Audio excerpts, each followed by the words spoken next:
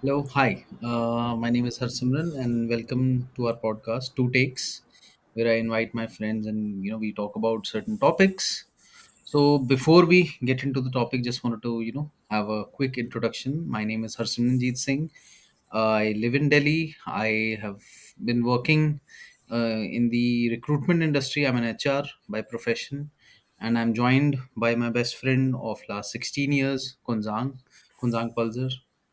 Yes, over Hi. to you, Kunzang. Yes. Right.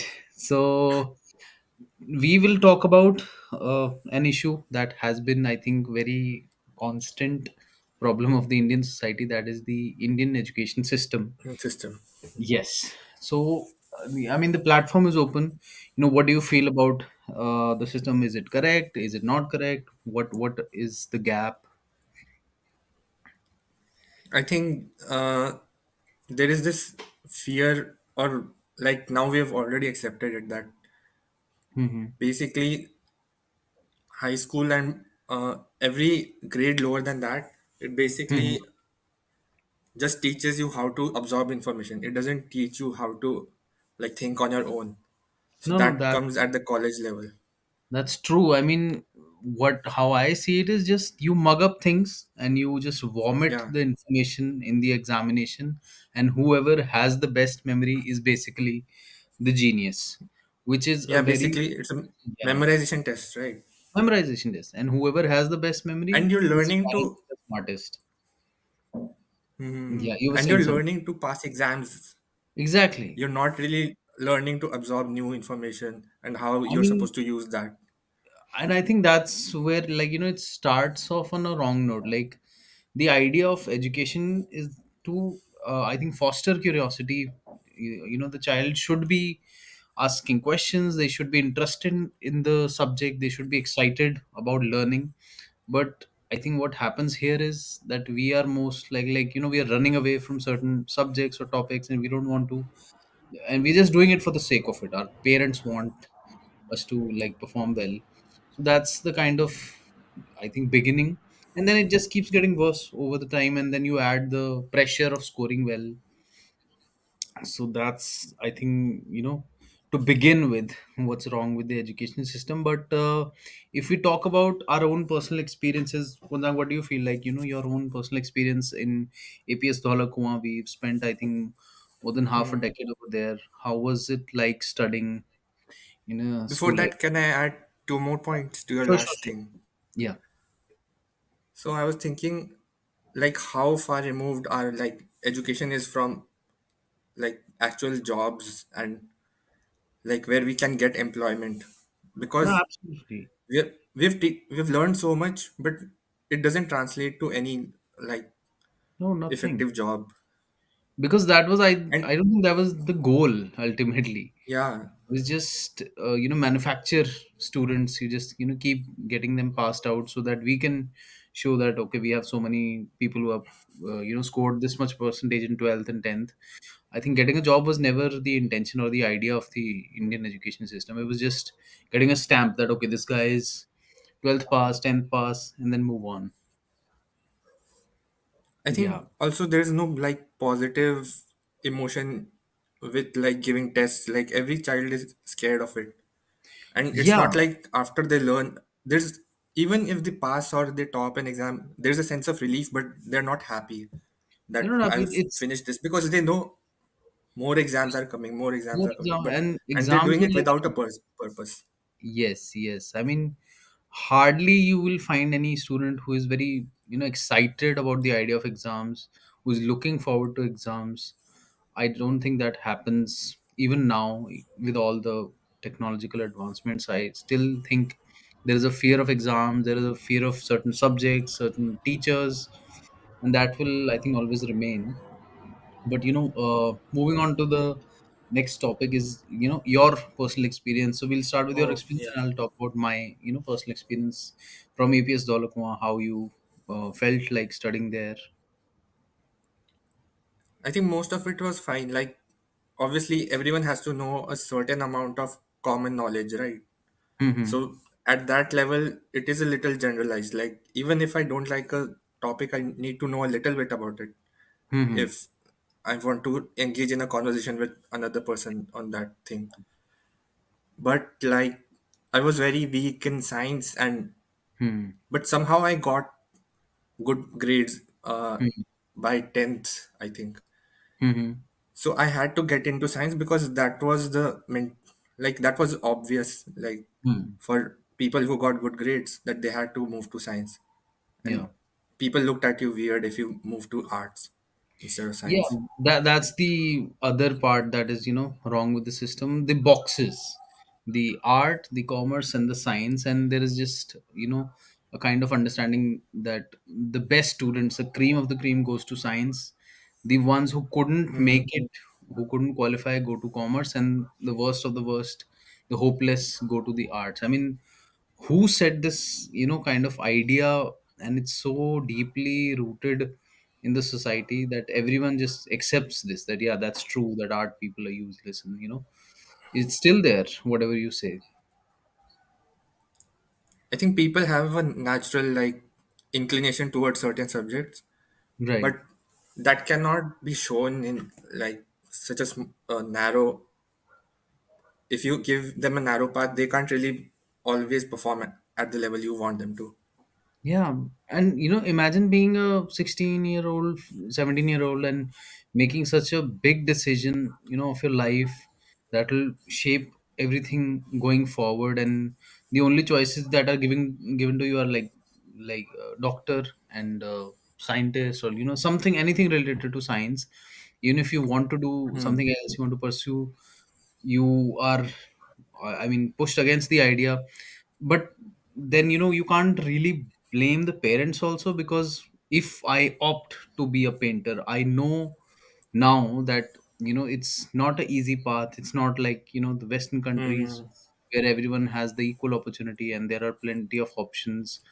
Here it's all about survival, and we really can't take risks. I mean, we have been very conservative throughout as a society. What do you think about that? I think our default approach is to see what other people are doing and then we follow in that direction. And Yeah. the idea is that the bigger the crowd, the safer they will be. Like Right. if they take that position. So Yes, I mean, the naturally, I grades don't are think not at people stake. go. Right, right. You just, following the herd. But that Yeah, yeah, yeah. basically kind of, I mean, what about your own choices and opinions? I mean, it's like you have to be realistic also, but then, so how do you close the gap about what you want, and how ideal is that you will make it in your choice of profession? That's really the tricky question here. What I think is like you're already giving tests, you're Hmm. already getting report cards. You Hmm. should yet your teacher should have a good idea like that you're performing well in these subjects. You can do something Hmm. with them, but that's not pushed on the parents. Like Yeah. it's very uncoordinated between them. Like it's It's, either everything the parent says is right, and that's in hmm. private schools, or everything teacher says is right. Yeah. So there's no like discussion room for discussion there, and the child is not involved in the decision, The child in is my not at all. opinion. It's always imposed. The child Yeah. never has a voice. Even if he or she has a voice, it'll be like, you're too young to understand this. Like, then why are you deciding for my life? Like, how does that make sense? And talking about my experience, like, I was interested in the idea of science, but because our school had that cutoff rule of securing a certain grade, and then then you'll be eligible for science. So when I didn't make it, I was Hmm.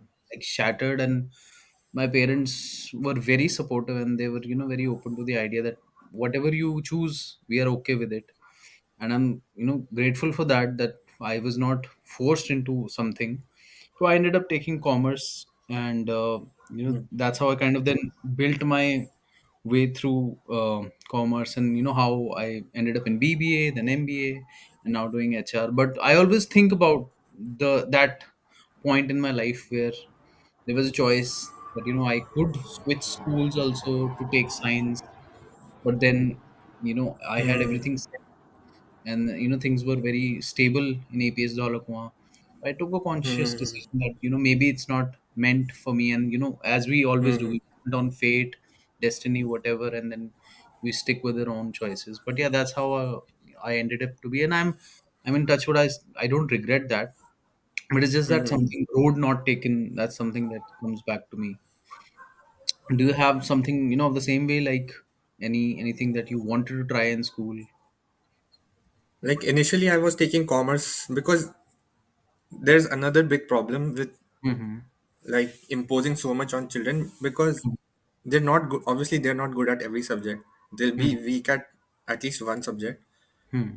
And because I was in PCMB, which is physics, chemistry, maths, Mm-hmm. biology, I can't Mm-hmm. take tuitions for each and everyone, and then I have to do classwork, homework also.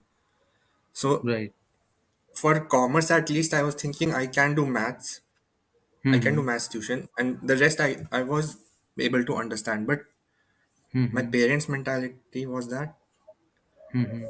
uh, if he has the like he has CGPA, he has marks, so he Mm-hmm. should go for science. And they were Hmm. thinking that I'm not being ambitious enough or I'm Yeah, underrating myself.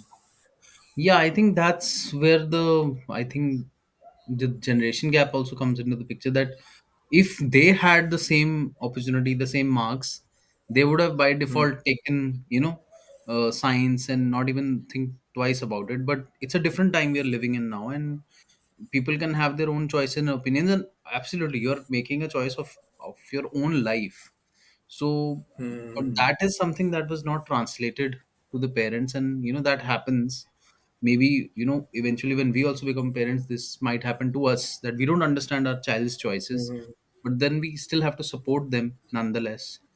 So Dick, I mean that's happening everywhere. So these are all the problems Hmm. and loopholes. But if we talk about solution, how do you think we can overcome the situation of putting children into these three boxes of three subjects? How can we kind of break the barrier? I think report cards are not utilized as well as they should be. Like we just Mhm. look at them and think, "Oh, thank God I didn't get any bad Mhm. grades or anything." Right. But it should be like I used to get good marks in languages and Mhm. arts subjects, right? Mhm. So I ended up in arts only. So Yeah. if at that point only they had told me, "Oh, you're doing well in these subjects," then Mhm. I could have like set a goal in mind that, "Oh, I'm not completely useless. I can do something in this." So Mhm. even outside of school, I can invest like in those subjects, Yeah. which will end up helping me in the future only. Right. And So I mean, what do I you agree think? with that. I think that absolutely. From my personal experience, I scored well in business administration, the business subjects, and that's how I like Hmm.